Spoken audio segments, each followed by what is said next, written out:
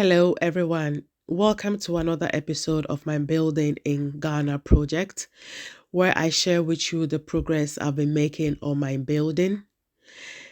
Thank you all for taking time out of your day to day lives to be a part of my journey. If you haven't subscribed to my channel yet, please do me a favor and hit the subscribe button. And also, thank you very much to all of you who have already subscribed to my channel. I'm very, very grateful for your support. So, this episode is about the plastering of my house internally. Actually, all the plastering works, both internal and external, are completed. But in this episode, I'm only sharing the interior plastering so not to make the video too lengthy and boring. Looking at the cost overview I showed at the start of this video, I had to buy two types of sand for the plastering. The normal plastering sand and also some quarry dust. And we did this for the reason that the plastering sand available in my area is too smooth for plastering. So we had to dilute it with the quarry dust to get a bit of a texture. And secondly, I personally didn't like the color. It was too reddish for my liking, so we had to do something about it. We had wanted to order the sand from another area where my former lives because they had better quality sand for plastering. But the driver that was supposed to deliver the sand to us disappointed us at the very last minute. So we had to make do with what was available to us, unfortunately. And it seems like using these two types of sand for plastering is a very common practice in my neighborhood. So we eventually decided to do same. And when it comes to the cement we used for the plastering itself, we used the 42.5R, which sold for 98 Ghana cedis, including transportation to the site. But then if you have your own transport, it's sold at 95 Ghana cedis. But we didn't have our own transportation, so we bought it at 98 Ghana cedis for it to be delivered at site. Um, Initially, my foreman gave me an estimate of 120 bags of cement that was going to do the whole interior plastering. Um, he first asked me to buy 40 bags of cement to kick off. This 40 bags did almost the entire ground floor, but without the dressing of the beams and pillars and also the washrooms. So when this 40 bags was used up, he requested for another 80 bags of cement.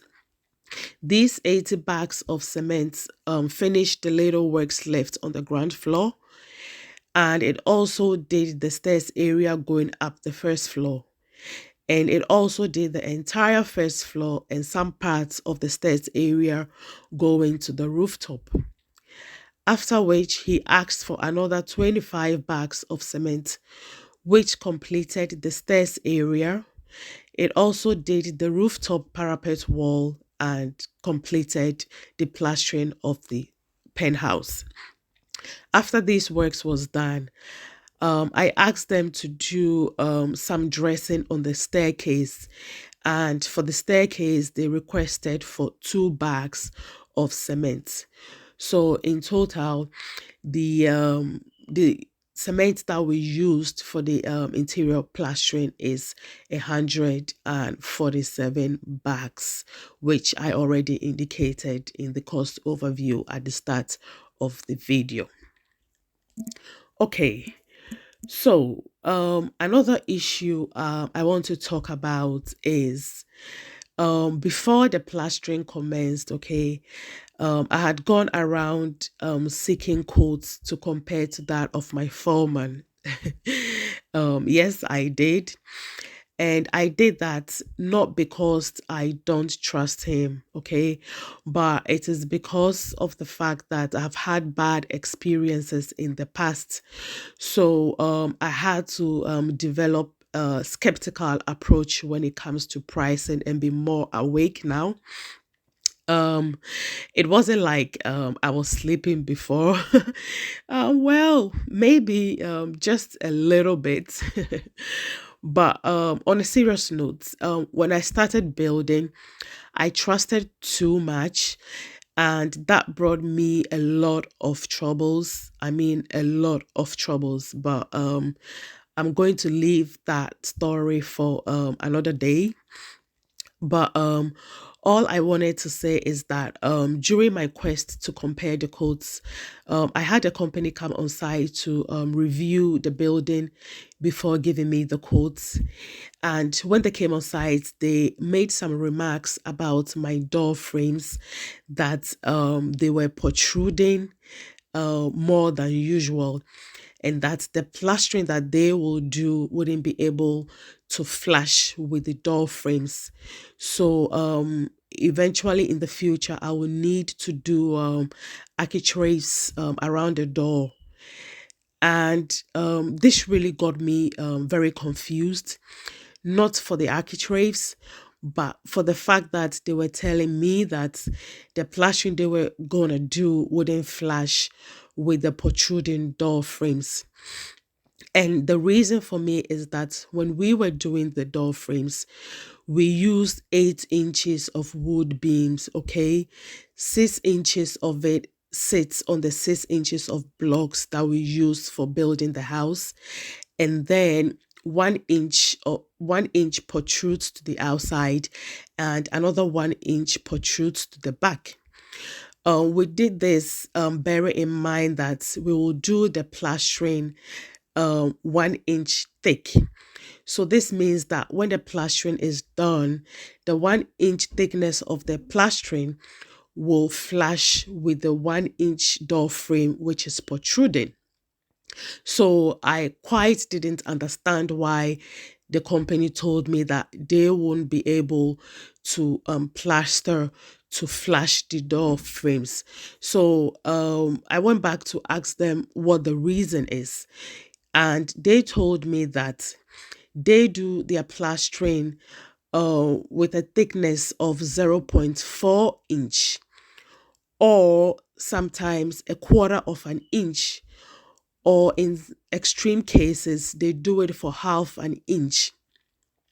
Again, this really got me very confused, and very much so because this same company were quoting me 203 bags of cement for the interior plastering alone, whereby my foreman gave me an estimate of 120 bags, and he was going to do the plastering for 1 inch.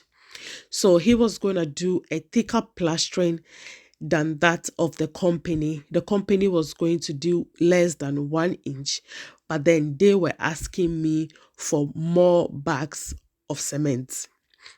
Guys, this got me confused because to me, it doesn't make sense. It doesn't add up. I don't get it. Please let me know if I'm missing the point, because to me, really, it doesn't add up. Nevertheless, in order for me to ascertain who was telling me the right thing, I called up an experienced retired mason who used to work for my dad to ask for his opinion. And he said normally in Ghana, plastering is done for 1 inch thick, but then sometimes it may differ depending on how your wall is. If there are a lot of issues and a lot of chiseling that needs to be done, then the masons will have to do a different kind of thickness in order for them to get the right level. So then, having this in mind, I will say that my foreman was somehow right with his 1 inch thickness. And I probably went around looking for trouble and bustling my head with a lot of confusion. And as you may have already noticed, the plastering that my former and his guys did, the plastering is really flashing seamlessly with the door frames. Okay, the door frames and the walls are flashing seamlessly, no problems, happy days. And to top it all, we used 147 bags of cement only, guys. 147 bags of cement, as opposed to the 203 bags of cement that the company was asking for. So, guys, what I'm really trying to say here is that you really have to be very vigilant when building in Ghana, and be very careful with the kind of people you are dealing with, because some of these people can be very, very sketchy. But hey, in the end, I'm very glad with my foreman and his team. They did what they promised me that they were gonna do. I'm happy, and they are also happy, I suppose. So yeah, guys, that's the nitty-gritty of my internal plastering escapade. I hope you enjoyed it. Please give me a like if you did. Please share your thoughts on my findings. Is 1 inch plastering really the norm, or is it less than 1 inch? I really want to know from the many experienced ones of you out there, so we could all learn from you. Drop your comments in the comment section.